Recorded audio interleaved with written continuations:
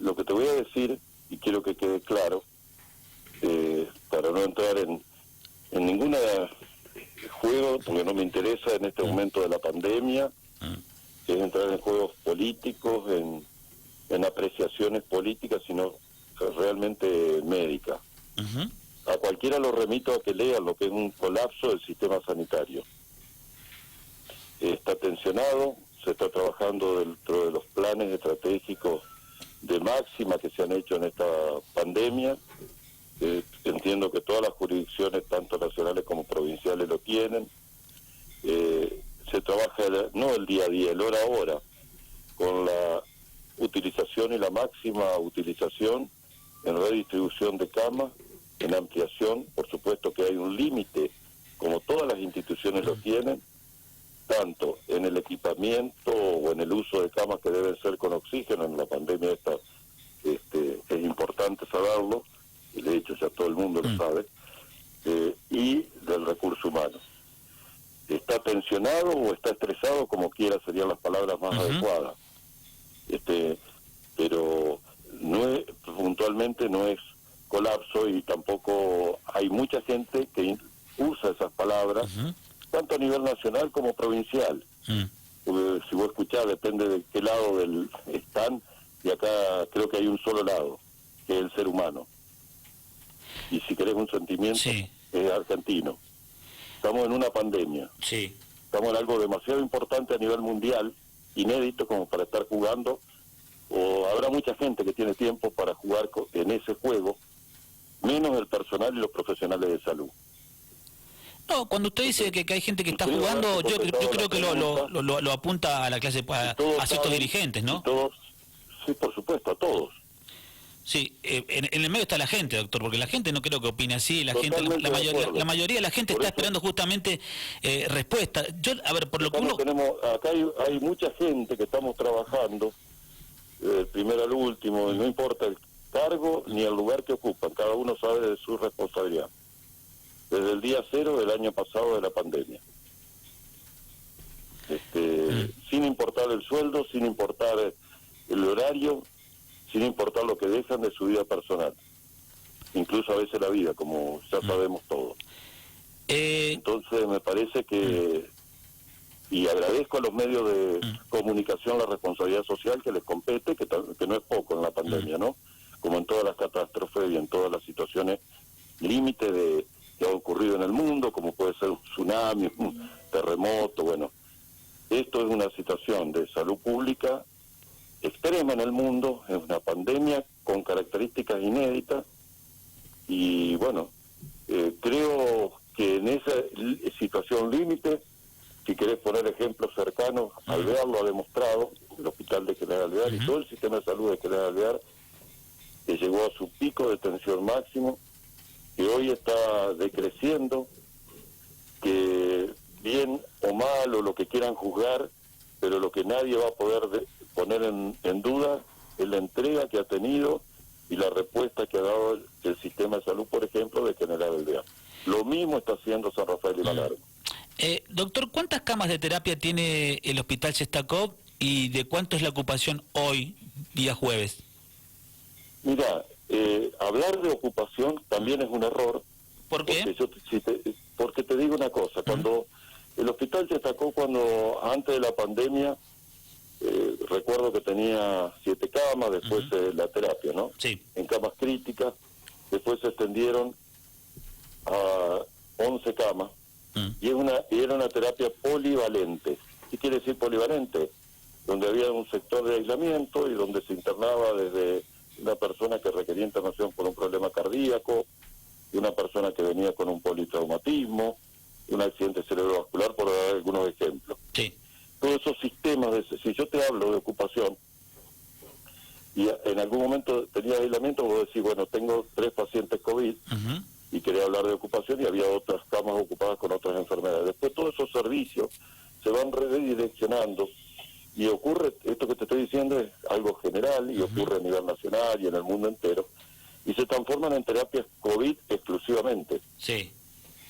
Y se reubican en otros sectores las otras patologías que, por cierto, algunas están contenidas de alguna u otra manera, incluso hasta tal vez subatendidas, en el caso de enfermedades crónicas no transmisibles, que mantienen urgencia, con la disminución de la movilidad social, que ocurren distintas medidas restrictivas, también disminuye la accidentología y por lo tanto la ocupación de esas camas de accidentología, sí, que son muy frecuentes en épocas normales y que aumentan en épocas como por ejemplo el verano. sí. Y entonces se fueron logrando tener 26 camas, 26 de cuidados críticos, que se pueden estar ampliando, se transforman, por ejemplo, yo no quiero volver a hacer historia de cómo se transforma el hospital y que gracias a la transformación que ocurrió a partir del 2016, porque si no, no quiero caer en que uno está haciendo política, pero a veces es bueno recordar la historia, de dónde veníamos, cómo estábamos, y que gracias a todo eso se puede estar hablando hoy de la respuesta que se está dando. Pero sí. sigo con el ejemplo de los porcentajes. Sí. Entonces, tenés de pronto esa terapia que tiene 26 camas ocupadas, 25, y que yo te puedo decir hoy, si yo te hablo que ayer tenías 26 camas ocupadas y en este momento, 8 de la mañana, tenés 23, los porcentajes varían en horas. Sí. Por distintos motivos, por altas de distintos motivos, por pase, salidas de la terapia a otra sala, por fallecimiento, altas médicas, van cambiando. Bien. Y así se va manejando el sistema de salud en forma tensionada, estresante, pero tratando de dar respuesta, como también gracias a vos has escuchado, por ejemplo, del Hospital Central, lo mismo ha hecho en distinta medida el Hospital Chetacó, o en su momento el Hospital de Enfermeros Argentinos de General Alvear, o lo está haciendo el Hospital de Malargüe. Tiene una unidad de cuidado intensivo en La Guardia, con donde tiene 7 unidades acondicionadas para brindar atención incluso con monitores, respiradores, ¿entendés? Todo eso va cambiando los porcentajes, lo que yo te vaya diciendo. Sí, sí. En algún momento partimos, a ver, de camas con bocas de oxígeno, con gas, con oxígeno líquido y con abastecimiento de la red de oxígeno del hospital.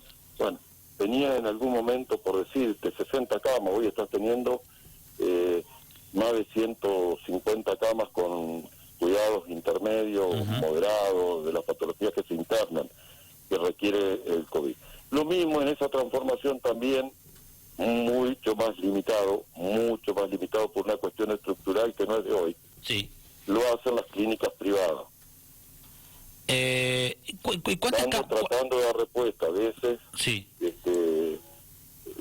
con problemas a veces estructurales, otros problemas de gestión de camas o de recursos humanos. ¿Y cuántas camas tiene el Hospital Chetacó hoy? ¿Cuántas camas en general tiene? El Hospital Chetacó está entre 255 a 260 camas. Sí. Eso no quiere decir que todas estén destinadas a COVID. Bien. Pero me imagino que... Ahí están contadas todo lo que es neonatología, las terapias pediátricas, los servicios normales que no se cierran. Sí. Y hay porcentaje en los últimos días de cuántos pacientes de COVID han ocupado esas camas. Yo sé que usted lo explicaba recién, que entra uno, sale el otro, que es muy dinámico, pero más o menos... Yo creo que es un error eso de los porcentajes, porque se van cambiando no solo por día, sino por hora. Por hora. Tratando de que nadie quede sin atención. Bien. No, pero hay a ver, yo digo 100, más o menos, si saco la cuenta en los últimos días, de las 100 camas, por poner un número redondo, o 150, digo, la mitad las ocuparon COVID, o el 60%, o eso varía minuto a minuto. No, el hospital está, en su gran mayoría... fue redireccionándose, y como todos los hospitales, a atender principalmente pacientes COVID. Bien, esa es la respuesta. A ver. Está redireccionándose a atender pacientes COVID. Claro. Así fue, y vuelvo a darte el ejemplo porque me sirve como comparación y es cercano. El enfermero argentino, que llegó a tener 92 camas destinadas a COVID, y hoy tiene 60 ocupadas. Claro. Sí, porque bajó la incidencia de infectados y por lo tanto va bajando la ocupación cama. Perfecto. ¿Y cómo está el tema del recurso humano? Porque, a ver, uno puede agregar camas, puede reacomodarla o armar otra logística. Es lo mismo que te decía al comienzo. El recurso humano es finito y siempre lo ha sido. Y siempre uno ha dicho en muchas otras situaciones, no en pandemia, que es más fácil poner ladrillo sobre ladrillo que formar recurso humano. Sí. Y con mucho gusto me podría sentar, y con grabaciones viejas, Sí. hablarte de la formación y el gran desafío post-pandemia de pensar y repensar los recursos humanos de acuerdo a las regiones. Sí, yo recuerdo haberlo entrevistado a usted que, por ejemplo, hace mucho tiempo que nos ha contado, por ejemplo, que faltan pediatras, pero esto no es por ahora, esto siempre, y faltan especialidades. Bueno, pero el sistema de salud en general en la Argentina se debe dar esta discusión, doctor, ¿no? Y hace muchos años. Y por grandes intereses económicos superiores a vos, a mí, a mucha gente, y de otro tipo, no han sido capaces de llevarlos a cabo. Bueno, corporaciones de todo tipo. Sí. Pero bueno, será el gran desafío de reconstruir un sistema de salud post pandemia. Sí. Valorar lo ponderable. Ojo que no debemos, tenemos grandes bondades de nuestro sistema de salud comparativamente con otros países. Grandes bondades. Lo que hay que es jerarquizarlo. Pero también tiene sus deficiencias. Y bueno, el PAMI, por ejemplo, nadie escapa que desde la creación de Manrique, que fue un gobierno de facto, que fue una gran creación en su momento, pero después fue superado por el número de afiliados, población envejecida, capacidad de respuesta y todo, y sabemos los problemas. ¿Quién no tiene un familiar con PAMI? Todo el mundo.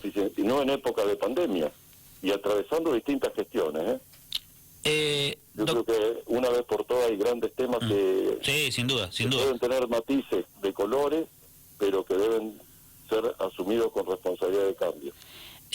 Doctor, recién nos llegaba un comunicado del Ministerio de Salud de una auditoría que ha hecho Oscar Sagaz, subsecretario de Salud en las clínicas privadas de San Rafael, y se lo leo textual, seguramente usted lo tiene el informe ya, que habla de falta de inversión y de recursos humanos en el sector privado, que eso también, en definitiva, esto que está diciendo Sagaz termina afectando al hospital público, ¿no? El doctor Sagaz, su secretario de Salud, acompañado por el director general de hospitales, el doctor Raúl Salvatore, me avisaron el martes ya llegando que estaban viniendo de San Rafael, llegando, y nos juntamos acá, en San Rafael. Estuvimos en el Chestacó, de hecho habíamos estado trabajando ese día.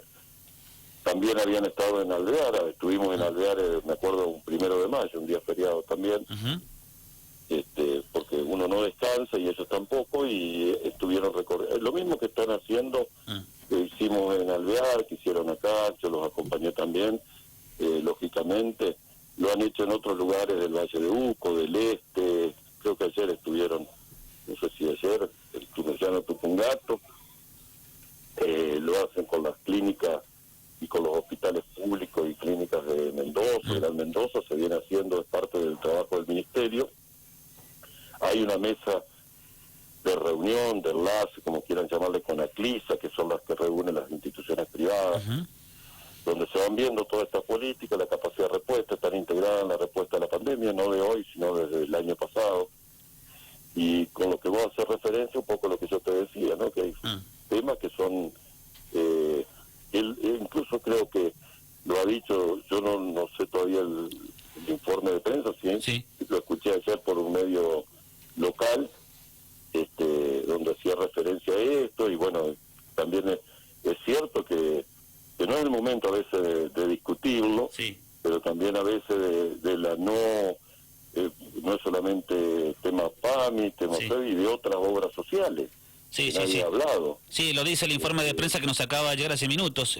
Habla justamente de esto que está usted remarcando. Que son los financiadores del sistema, ¿no? Del subsistema de salud, de obras sociales, la falta de pago, el atraso, en un país con inflación, la falta de autorización de los valores, y entonces, bueno, son empresas privadas que deben ser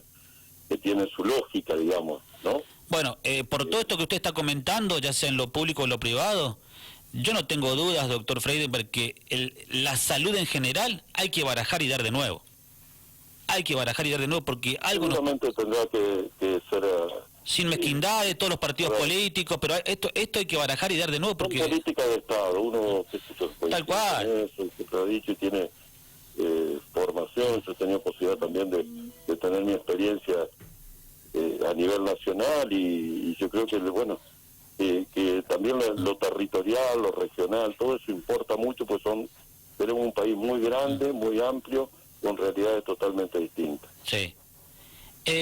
Por último, y le agradecemos este contacto, doctor Freidenberg, ¿qué opina de estas restricciones que estamos transitando ahora?